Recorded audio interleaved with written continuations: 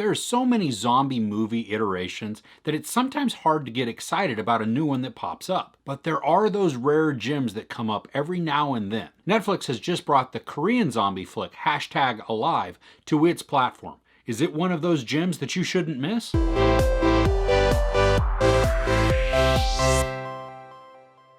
A young man wakes up to find himself isolated in his apartment. The world outside has broken into utter chaos due to an unknown virus which turns people into raving cannibals. Have you ever seen the French drama, The Night Eats the World? It's about a young man who wakes up in an apartment and the world outside has descended into chaos where a virus outbreak makes people into raving cannibals. I was really afraid that #Alive was going to be just a rehash of that wonderful French film.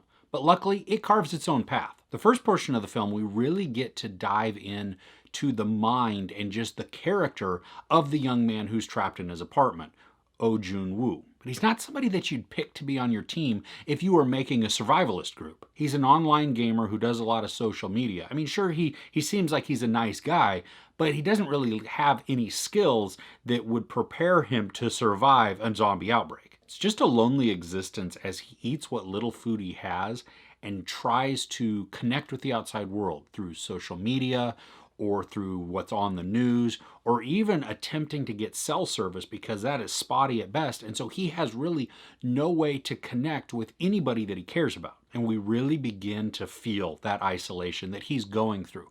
And he does such a good job at communicating what he's feeling through his expressions and just his whole body language. And to make Jun-woo even more isolated, there are moments where outside of his apartment, he can see people who have not yet been infected. So he gets this slight glimmer of hope that, ooh, maybe there's more like me. Maybe there is a chance for survival. But not all of those stories end up with happy endings. This has some really good drama in it, but there is a lot of tense action in it as well. They pack a ton into the hour and 38-minute runtime. There are moments in this where some movements don't make a lot of sense, where we will see Jun-woo doing something and be in some kind of dire situation, and then it will make an awkward transition, and now he's not in that spot anymore. And so I would prefer to see him try and get out of that situation. How did he get from point A to point B? Don't fade to black. Don't cheat me out of that experience. I want to see that because it was already super tense. The loneliness and the isolation really do a good job, though, to connect us with the character. There are a lot of zombies that go for just the action and the gore, and that's fine, but sometimes we're looking for more to suck us in. The Night Eats the World, Train to Busan, even Shaun of the Dead create characters that we really are drawn to, and that becomes more of the story, and the zombie apocalypse is just the occurrence happening around them. That the true story is of survival, is of isolation, is of just the characters themselves going through motions or trying to attain a goal. And in those instances, the movie then becomes so much more than just a zombie movie. This is a very tense and wild ride, and I really did enjoy the character of Jun-woo.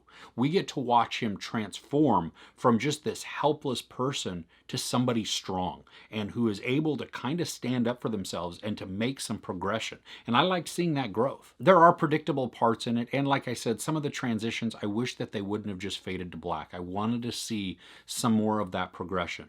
But even still, the urgency, the tension is present in a lot of the movie. And while it may not be the best zombie movie, it does have a good heart. And it also has some bloody action in it as well. There's no sexual nudity, some profanity, and a lot of violence. I give #Alive 4.5 out of 5 couches. What is your favorite zombie movie of all time? That might be a tough one. I'd love to know in the comments below. If you enjoyed this review, please give it a like. Also, don't forget to share and subscribe. I'm Chris. This is Movies and Munchies. Thanks for couching with me.